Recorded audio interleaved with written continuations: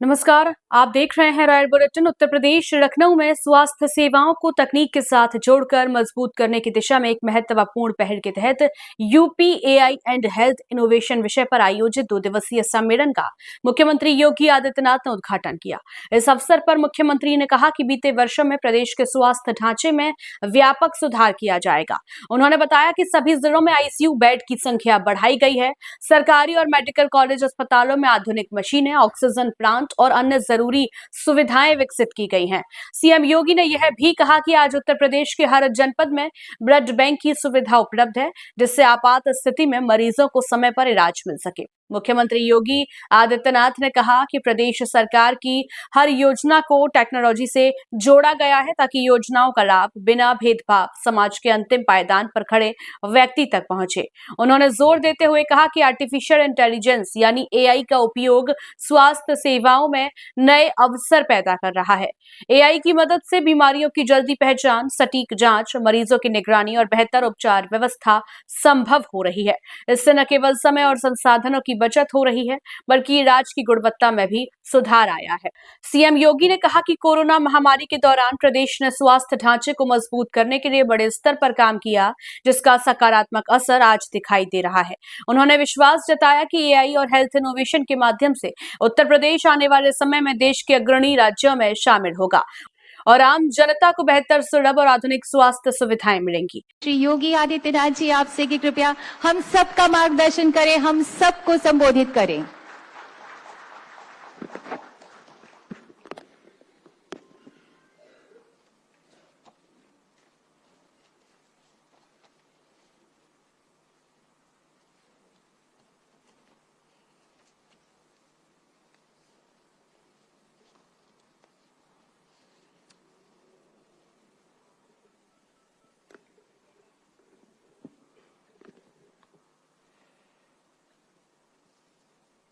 AI इन transforming health care विषय के 2 दिवसीय कॉन्फ्रेंस के आज के उद्घाटन कार्यक्रम में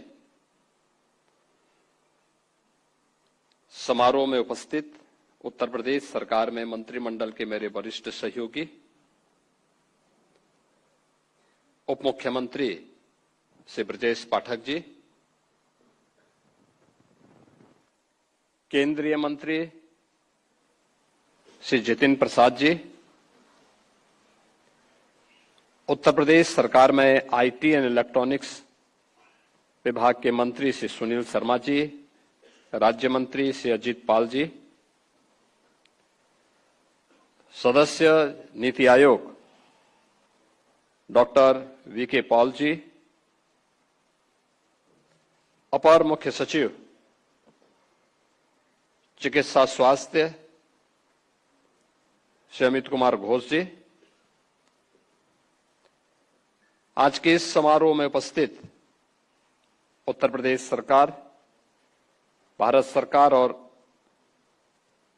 इस मिशन से जुड़े हुए सभी उपस्थित महानुभाव, बहन और भाइयों, मैं सबसे पहले एआई इन ट्रांसफॉर्मिंग हेल्थ केयर से संबंधित इस विशेष कॉन्फ्रेंस में आप सभी का उत्तर प्रदेश की राजधानी लखनऊ में जो कॉन्फ्रेंस चल रही है, इस अवसर पर मैं आप सभी के आगमन का हृदय से स्वागत करता हूं। आप सबका मैं अभिनंदन करता हूं।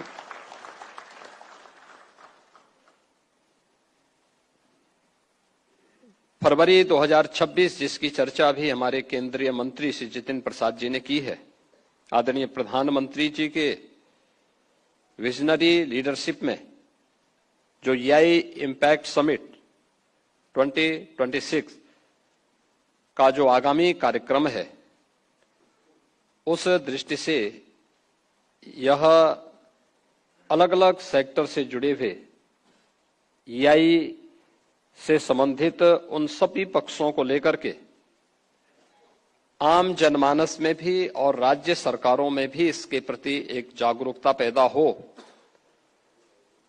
स्वाभाविक रूप से उत्तर प्रदेश के बारे में आदरणीय प्रधानमंत्री जी ने हेल्थ केयर से संबंधित इस कॉन्फ्रेंस को EI इन हेल्थ केयर, उससे संबंधित हेल्थ केयर से संबंधित CI कॉन्फ्रेंस को उत्तर प्रदेश यहां लीड कर रहा है। मैं आदरणीय प्रधानमंत्री जी को इस विजन के लिए और उत्तर प्रदेश को इसके लिए चयन करने के लिए, इस कॉन्फ्रेंस के लिए हृदय से आभार भी व्यक्त करता हूं। मित्रों, हमारे सामने तकनीक जीवन में कैसे परिवर्तन ला सकती है, हम लोगों ने पिछले 11 वर्ष में बदलते हुए भारत के अंदर इस बात को जमीनी धरातल पर मूर्त रूप लेते हुए देखा है। मुझे याद है आज से 8 वर्ष पूर्व जब 2017 में हम लोगों ने सरकार बनाई थी, उस समय हमारे सामने जो सबसे ज्यादा शिकायतें आती थी पब्लिक की ओर से, वो शिकायत होती थी कि साहब हमें राशन नहीं मिलता है। पब्लिक डिस्ट्रीब्यूशन सिस्टम पर सबसे ज्यादा उंगली उड़ती थी। हर गांव में, हर जनपद में, हर एक स्तर पर, और हम भी असमंजस में रहते थे कि क्या होगा। हम लोगों ने उस समय एक घोषणा की थी कि हम लोग एक डिजिटल कार्ड जारी करेंगे और इस डिजिटल कार्ड के माध्यम से फिर हम लोग प्रदेश के अंदर इस पूरे सिस्टम में आमूलचूल परिवर्तन लाने का काम करेंगे। और मैं धन्यवाद दूंगा कि उस समय जब हम लोगों ने 2017 में कार्य करना प्रारंभ किया था, तो आप इसी से अनुमान लगा सकते थे कितना चोरी होता था, और वो शिकायत भी पब्लिक की ओर से जो थी वो बहुत जायज भी थी। 80,000 फेयर प्राइस शॉप यूपी के अंदर है, और मुख्यमंत्री बनने के पहले उस दुर्व्यवस्था को मैंने बहुत नजदीक से देखा था। मैंने उस समय तत्कालीन जो हमारे चीफ सेक्रेटरी थे, पुलिस के सीनियर जो ऑफिसर्स थे, उन सबको मैंने एक साथ बुलाया था। फूड एंड सिविल सप्लाईज से जुड़े हुए अधिकारियों को भी बुलाया था, और एक साथ हमने एक प्लानिंग के तहत 80,000 फेयर प्राइस शॉप पर छापेमारी करवाई थी। 30 लाख फेक राशन कार्ड हमें बरामद हुए थे, और 30 लाख राशन कार्ड उन गरीबों के थे जो वंचित थे, जो शिकायत करते थे। लेकिन उन 30 लाख के नाम पे राशन निकलता था, और वह राशन बाद में ब्लैक होता था। हम आभारी हैं आदरणीय प्रधानमंत्री जी के कि उन्होंने उस समय टेक्नोलॉजी का बेहतर उपयोग करवाया। हम लोगों ने 80,000 दुकानों के लिए ईपॉस मशीन लगवाई। डिजिटल स्क्रीन के माध्यम से हम राज्य से उसकी मॉनिटरिंग करते हैं। आज शिकायत जीरो है, जीरो शिकायत है। ये टेक्नोलॉजी कैसे चेंज ला सकती है व्यक्ति के जीवन में, शासन के विश्वास को अर्जित करने के लिए, और शासन के विजन को जमीनी धरातल पर उतारने के लिए। ये एक उदाहरण है। ऐसे अनेक उदाहरण हमने पिछले 11 वर्ष के अंदर जमीनी धरातल पर उतरते हुए देखा है। याद करिए, पहले शासन की किसी भी वेलफेयर स्कीम का लाभ जरूरतमंद नहीं ले पाता था। अब छोड़िए, औरों की बात छोड़िए, निराश्रित महिलाओं को, वृद्धजनों को या दिव्यांग जनों को जो पेंशन मिलती थी, ये 300 रुपये महीने मिलती थी, और 300 रुपये महीने भी उन लोगों तक 3 महीने या 6 महीने में जब पैसा आता था तो उसमें भी कट लिया जाता था, क्योंकि नगद भुगतान होता था या उसका चेक दिया जाता था। तो चेक काटने के लिए या नगद भुगतान करने के बदले में जो संबंधित बाबू हुआ करता था वह पैसा लेता था। लेकिन डिजिटल ट्रांजैक्शन ने, डीबीटी ने कैसे चेंज लाया है। आज अगर उत्तर प्रदेश के अंदर हम वर्तमान में 1 करोड़ 6 लाख ऐसे परिवारों को जिन्हें वृद्धावस्था पेंशन निराश्रित महिला पेंशन या दिव्यांगजन पेंशन का लाभ दे रहे हैं, 12,000 रुपए सालाना दे रहे हैं और हर तीसरे महीने हम लोग यहां डीबीटी के माध्यम से एक क्लिक से उन सबके अकाउंट में पैसा भेज देते हैं। जनधन अकाउंट ने, डिजिटल ट्रांजैक्शन ने कैसे इसको सरल बनाया है, एक व्यक्ति को उसका 100% लाभ यानी 100% लाभ उस व्यक्ति को प्राप्त हो सकता है, यह भी एक उदाहरण है। यानी तकनीक आपके काम को आसान भी कर लेता है, आपकी वेलफेयर की स्कीम का लाभ भी अंतिम पायदान पर बैठे हुए व्यक्ति तक पहुंच जाता है और अंतिम पायदान पर बैठे हुए व्यक्ति का विश्वास शासन के प्रति जब मजबूत होता है तो योजनाएं तेजी के साथ आगे बढ़ती हुई दिखाई देती हैं। और वही हम लोग आज वर्तमान में जिस नए एआई इंपैक्ट समिट की चर्चा आज देश के अंदर और दुनिया के अंदर है, ये उसी नए भारत की अगली कड़ी है कि जिसमें भारत अब दुनिया को लीड करने वाला है। उस महत्वपूर्ण मुद्दे को लेकर के ही उत्तर प्रदेश के अंदर आज जिस क्षेत्र में हम कार्य कर रहे हैं, आपने देखा होगा एक चैलेंज है हम सबके सामने भी। आप दुनिया को देखेंगे, आबादी बढ़ रही है, स्वाभाविक रूप से आबादी बढ़ेगी तो स्वास्थ्य क्षेत्र की चुनौतियों के बारे में भी उस प्रकार की चुनौतियां हम सबके सामने होंगी। और उन स्थितियों में उत्तर प्रदेश जैसे राज्य में, जो देश की आबादी का सबसे बड़ा राज्य है, 25 करोड़ की आबादी जिस राज्य में निवास करती है, उस राज्य के बारे में पिछले 8-8.5 वर्ष के अंदर जो परिवर्तन देखने को मिले हैं, ये डबल इंजन की सरकार ने नीति स्पष्ट है, उन नीतियों को लागू करने के लिए दृढ़ इच्छा शक्ति है और उस साफ नियत के साथ जब हम लोग आगे बढ़ते हैं तो एक संवेदनशील, समयबद्ध और जवाबदेह और तकनीक पर आधारित स्वास्थ्य मॉडल आज काफी हद तक हम देने में उत्तर प्रदेश के अंदर सफल हुए हैं। अभी जब हमारे डिप्टी सीएम कह रहे थे, ब्रजेश पाठक जी यहां पे कह रहे थे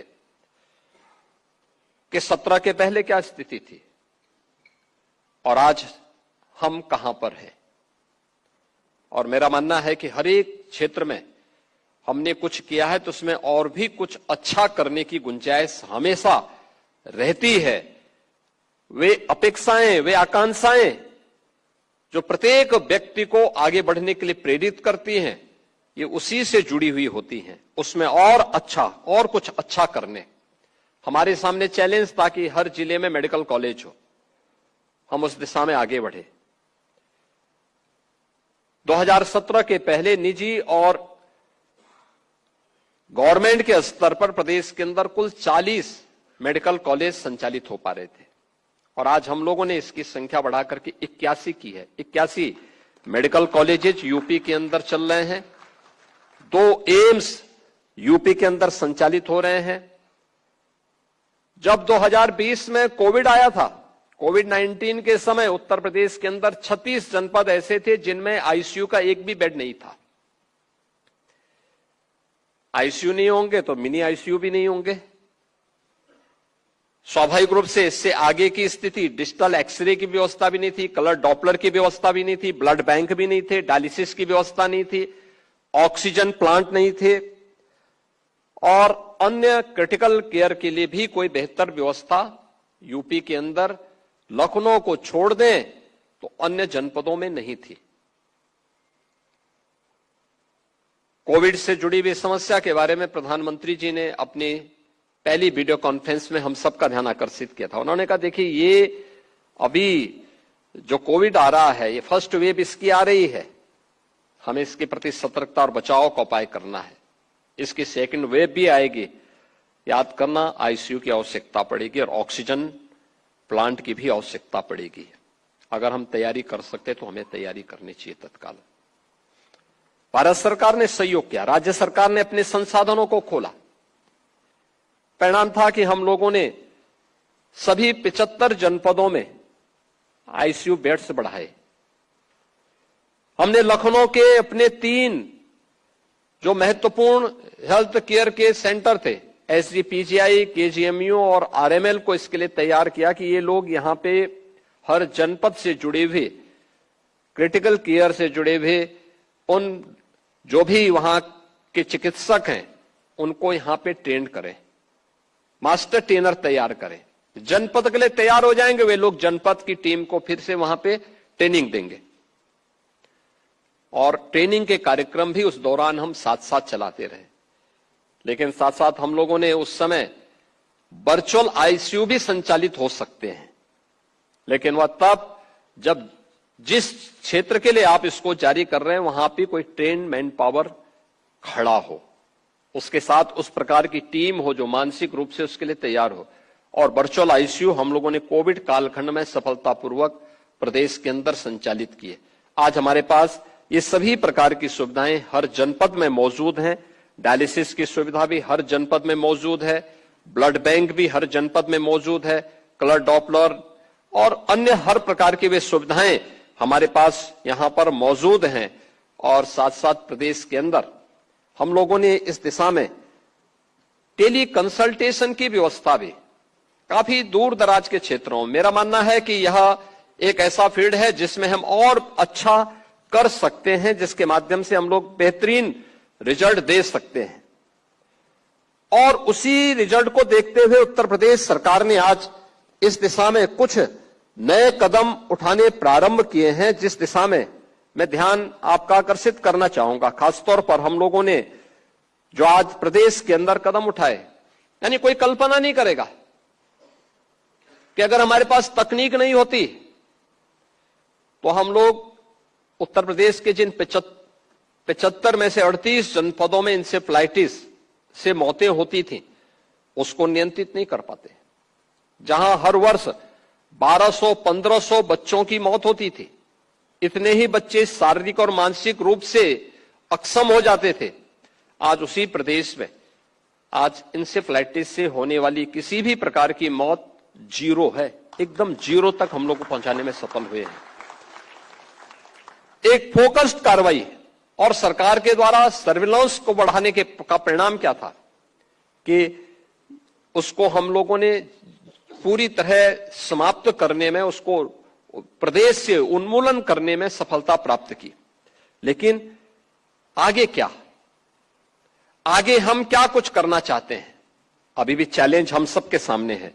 और परिणाम अभी तक तो आए कि अभी तक जो कुछ भी हमने किया है उसमें हमने मातृ मृत्यु दर को, यानी एमएमआर, आईएमआर, इन सब में हम लोगों ने सुधार किया, बेहतर सुधार हुआ है।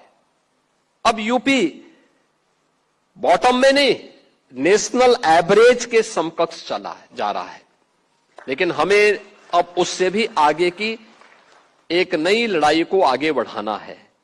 और इस दिशा में संस्थागत प्रसव में जो यहां प्रदेश के अंदर सुधार हुआ है, यह भी अत्यंत महत्वपूर्ण है।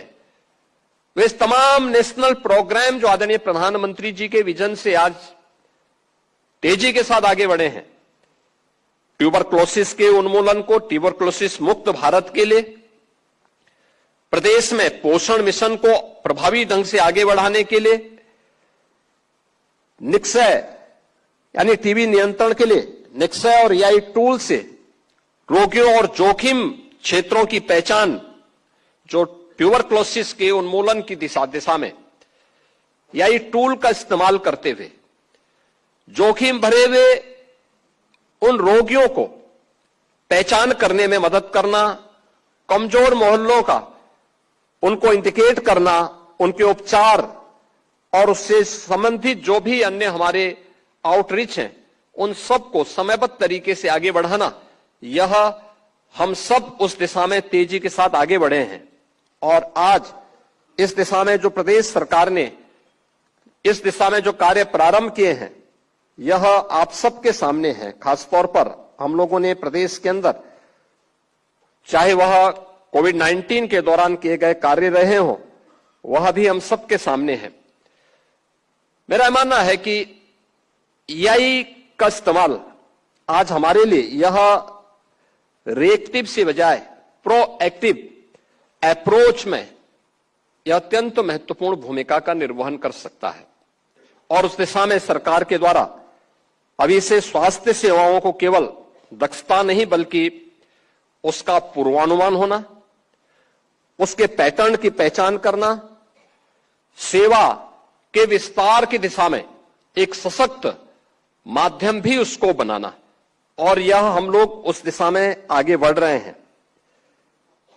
लर्निंग हेल्थ सिस्टम की ओर आज हम निरंतर सीखने वाली प्रणाली आज एआई बन गई है और डेटा से फीडबैक लूप बनाकर बेहतर निर्णय लेना, क्योंकि अक्सर होता था, आज भी हम लोग देखते हैं और मैं अक्सर इस बात को कहता हूं, जब किसी हॉस्पिटल में पेशेंट आते हैं लेकिन उनके पास बीएसडी तैयार होती है, लेकिन अक्सर होता है वो मैनुअल सारा काम होता है, हम उस डाटा को सुरक्षित नहीं करते। और मैं अक्सर कहता हूं कि कोई क्षेत्र विशेष तो होगा जहां पे एक स्पेसिफिक बीमारी से जुड़े हुए ज्यादा मामले आ रहे हैं, जिससे हम कोई फोकस्ड कार्रवाई उस क्षेत्र विशेष के लिए कर सकें,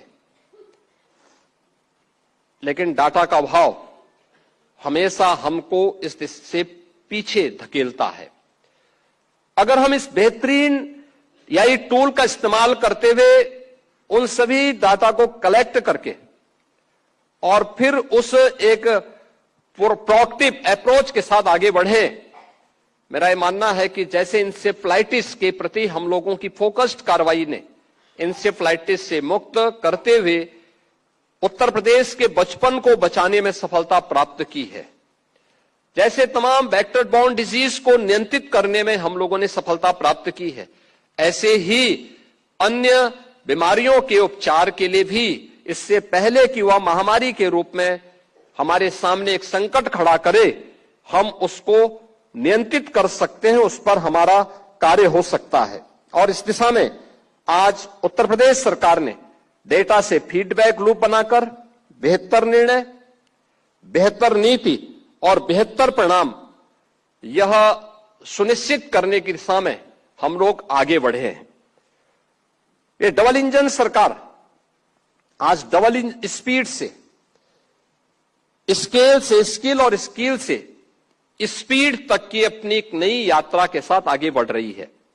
और इसमें हम लोगों ने उत्तर प्रदेश के अंदर टाटा टेक्नोलॉजीज के साथ, सैमसंग के साथ, उन्नत स्किलिंग कार्यक्रम के साथ अपने यूपी के युवाओं की स्किलिंग के लिए हम लोगों ने अपने कार्यक्रम आगे बढ़ाने प्रारंभ किए हैं। इसमें आज मुझे प्रसन्नता है यह बताते हुए कि उत्तर प्रदेश इस दिशा में एक नई यात्रा आदरणीय प्रधानमंत्री जी की प्रेरणा से आगे बढ़ा चुका है, जिसमें 7 centre of excellence Uttar Pradesh के अंदर आज विकसित हो रहे हैं, जिसमें उत्तर प्रदेश में मेडिकल डिवाइस पार्क और फार्मा पार्क का निर्माण का कार्य युद्ध स्तर पर आगे बढ़ा है।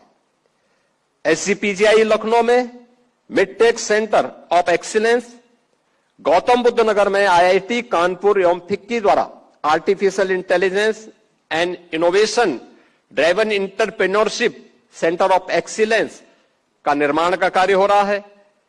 आईआईटी कानपुर में सेंटर ऑफ एक्सीलेंस विकसित करने का काम भी यह प्रारंभ हो चुका है। लखनऊ को हम एआई सिटी के रूप में विकसित कर रहे हैं। ये लखनऊ, इस दिशा में हमने तमाम अपने अन्य सहयोगियों के साथ, इस फील्ड से जुड़े हुए स्टेक होल्डर्स के साथ हमारी कार्रवाई काफी आगे बढ़ चुकी है और लखनऊ एआई सिटी के रूप में विकसित होगा, यह तो हम लोग कार्य कर रहे हैं। साथ ही साथ उत्तर प्रदेश ने डाटा सेंटर इकोसिस्टम का निर्माण तेजी के साथ आगे बढ़ाया है। हमारे आईटी एंड इलेक्ट्रॉनिक्स के मंत्री इस दिशा में उन्होंने अपनी बातों को भी रखा है। पिछले 11 वर्ष के अंदर आदरणीय प्रधानमंत्री जी की प्रेरणा से और पिछले 8 वर्ष में डबल इंजन सरकार के प्रयासों का परिणाम है कि उत्तर प्रदेश आज देश के 55% मोबाइल फोन का मैन्युफैक्चरिंग का काम उत्तर प्रदेश कर रहा है। देश के अंदर इलेक्ट्रॉनिक्स कंपोनेंट का निर्माण 60% अकेले उत्तर प्रदेश के अंदर हो रहा है। और उत्तर प्रदेश आज यहां पे एआई का उपयोग मॉडर्न पुलिसिंग में बेहतर तरीके से भी इसको आगे बढ़ाने का काम हम लोग कर रहे हैं। और इसीलिए उत्तर प्रदेश सरकार ने तय किया है कि हम लोग यूपी एम यानी यूपी एआई मिशन जो लगभग हमारा 2000 करोड़ का होगा, उसको हम अगले 3 वर्ष के अंदर फेज वाइज आगे बढ़ा करके आदरणीय प्रधानमंत्री जी के इस विजन को प्रभावी ढंग से जमीनी धरातल पर आगे बढ़ाने का काम करेंगे। आज के इस अवसर पर हम लोग जब यहां पर इस महत्वपूर्ण कॉन्फ्रेंस में जुड़े हुए हैं और अगले 2 दिन तक इस महत्वपूर्ण विषय पर हम लोग चर्चा करेंगे, मैं अवश्य इस बारे में कहूंगा, एआई हमारे लिए सुविधा है, वह हमारे लिए सहायक बनेगा, हमारे कार्यों को आसान बनाएगा, हमारे अप्रोच को एक नई ऊंचाई प्रदान करने में योगदान देगा। लेकिन हम इस बात को अवश्य ध्यान में दें कि कोई भी तकनीक मानव द्वारा संचालित हो, मानव उसके द्वारा संचालित न हो, इस पर हमारा ध्यान जरूर होना चाहिए। हमें इस बात को जरूर ध्यान में रखना चाहिए कि उत्तर प्रदेश इस दिशा में वैश्विक शोध का, नवाचार का और एक निवेश का अग्रणी केंद्र स्थापित करने की दिशा में तेजी के साथ आगे बढ़ा है। आज यहां पे AI, semiconductor, medtech, digital innovation के माध्यम से उत्तर प्रदेश आज तकनीक का एक प्रमुख केंद्र बनकर के उभरा है। डिजिटल पब्लिक इंफ्रास्ट्रक्चर को हमें और भी सुदृढ़ करना ही होगा। इसके साथ ही उच्च गुणवत्ता, सुरक्षित और मानकीकृत डेटा इकोसिस्टम में भी हमें एक नए निवेश को आगे बढ़ाने की दिशा में अपने प्रयास को और तेजी के साथ आगे बढ़ाना होगा। और एआई का उपयोग केवल हेल्थ केयर में नहीं, बल्कि यूपी एग्रीज में भी हम लोगों ने इस दिशा में इस कार्य को पहले ही आगे बढ़ा चुका है। और देश का पहला राज्य यूपी है जिसने वर्ल्ड बैंक के साथ मिलकर के इस कार्यक्रम को तेजी के साथ आगे बढ़ाया है। कृषि है, स्वास्थ्य है, टेक्नोलॉजी है, एजुकेशन है, इन सब को हम लोगों ने आगे बढ़ाने की दिशा में तेजी के साथ कदम बढ़ाए हैं। और मेरा मानना है कि इसके बेहतर परिणाम भी हम सबको आने वाले समय में देखने को मिलेंगे। आज भारत ने एआई की जिम्मेदारी से मजबूती के साथ अपनाई है और उसको तेजी के साथ आगे बढ़ाने में एक निर्णायक भूमिका के साथ भारत है। सही दिशा, भरोसे और समावेशन के साथ एआई स्वास्थ्य सेवाओं को सुलभ, सटीक और न्याय संगत बढ़ा सकता है। आज के इस अवसर पर मैं केवल एक बात कहना चाहूंगा, और वह है कि तकनीक जब संवेदना से जुड़ती है, नीति जब नवाचार से संचालित होती है और शासन जब विश्वास पर आधारित होता है, तभी विकास समावेशी बनता है और भविष्य सुरक्षित होता है। आशा है कि हमारा यह सम्मेलन एक व्यवहारिक समाधानों की दिशा में प्रभावी पायलट परियोजनाओं और स्पष्ट समयबद्ध कार्य योजना का मार्ग प्रशस्त करने में सफल होगा। मैं इस एआई समिट के लिए आदरणीय प्रधानमंत्री जी के प्रति आभार व्यक्त करता हूं। भारत सरकार और उत्तर प्रदेश सरकार के साथ ही अन्य इस फील्ड के जो भी विशेषज्ञगण यहां पर उपस्थित हुए हैं, वे सभी लोग हेल्थ केयर के सेक्टर में हमें आगे किस प्रकार के कदम बढ़ाने हैं, जिसका लाभ अंतिम पायदान पर बैठे हुए व्यक्ति को भी इस तकनीक के माध्यम से प्राप्त हो सके, इस दिशा में हम बेहतरीन रणनीति बना करके उसको एक समयबद्ध कार्य योजना के साथ लागू करने के समय बढ़ सकेंगे। इस विश्वास के साथ इस पूरे कॉन्क्लेव के प्रति मेरी मंगलमय शुभकामनाएं हैं। धन्यवाद। जय हिंद।